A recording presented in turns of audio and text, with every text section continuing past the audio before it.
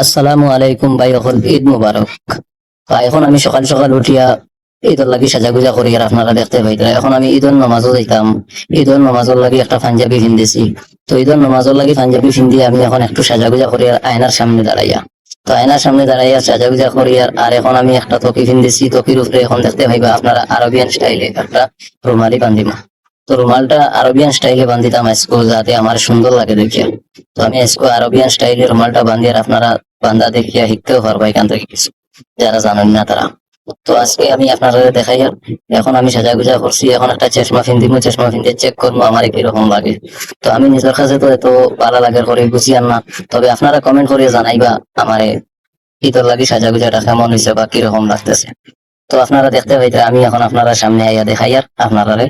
এখন আমি বার হইয়া যাই, মুগি আস্তে আস্তে রেডি হয়ে গেছি। ঈদের নামাজও যাইতাম, আমি ঘর থেকে বার হয়েছি। আর আপনারা পুরা ব্লগটা দেখবা। আজকের লাগি ভিডিওটা আমি শেষ পর্যন্ত গরো ঘুরিয়ে আবার ওটাও দেখাইম। এখন আমি রাস্তার নামাজও যাই আর নামাজ পড়া যাই আর আপনারা দেখতে পাইতরা। এখন ঈদের নামাজ দেখাইতে হইছে না আমার দ্বারা। আমি এখন মুসাফা করি আর মোলাকাত করি আর আপনারা দেখতে পাইতরা।